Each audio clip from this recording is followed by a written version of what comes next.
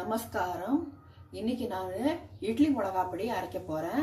அதுக்கு தேவையான பொருள் எடுத்து வச்சுட்டு இருக்கேன். முழு உளுந்து வந்து ஒரு 100 கிராம். அப்புறமா வந்து எள்ளு, வெள்ளை எள்ளு, அது வந்து ஒரு 50 கிராம். கடலைப்பருப்பு ஒரு 75 கிராம். மிளகா வத்தல் ஒரு 20. இதெல்லாம் நல்லா வறுத்துட்டு ஆறின பிறகு பொடி பண்ணணும். அடுப்பு பற்ற வச்சு இல்பச்சட்டி போட்டிருக்கேன். இல்பச்சட்டி காஞ்சி எடுத்து முதல்ல எள்ளு வந்து வறுத்துக்கிறேன். எள்ளு வந்து இதுக்கெல்லாம் எண்ணெயே விட போறது கிடையாது. எள்ளு வந்து வெறுமனையே செவக்க வறுத்துக்கணும்.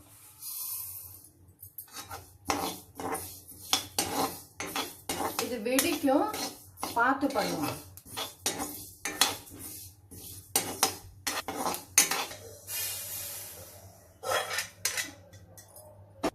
அடுத்தது கடலைப்பருப்பு போடுறேன்.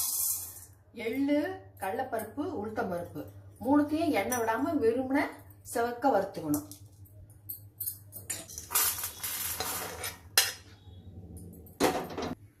அடுத்தது உளுத்தம்பருப்பு போடுறேன். இதை செவக்க வறுத்துக்கணும்.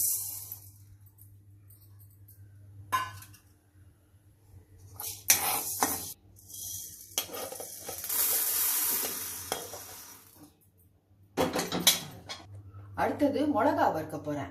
அதுக்கு வந்து ஒரே ஒரு டீஸ்பூன் வந்து எண்ணெய் விடுறேன். மிளகாக்கு மாத்திரம் எண்ணெயில வறுத்துக்கணும்.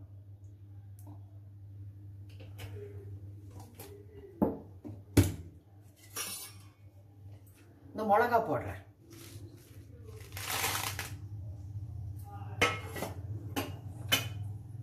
பெருங்காயப்பொடி போடுறேன்.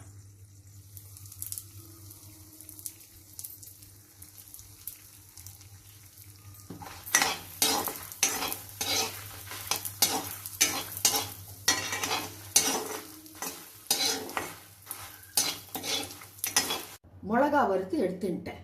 இப்போ இந்த பொருள் எல்லாம் நல்லா ஆறின பிறகு உப்பு போட்டு அரைக்கணும். முதல்ல மிளகா மாத்திரம் போட்டு அரைச்சிட்டு அப்புறம் பருப்பெல்லாம் போட்டு கொஞ்சம் ஓட்டினா போதும். கொஞ்சம் குறைன்னு இருந்தால் நல்லா இருக்கும் இல்லையா? இட்லி மிளகா பிடிக்கி மிக்சியில் முதல்ல மிளகாவை போட்டுட்டு இருக்கேன். அதுக்கு தேவையான உப்பு போட்டுடுறேன்.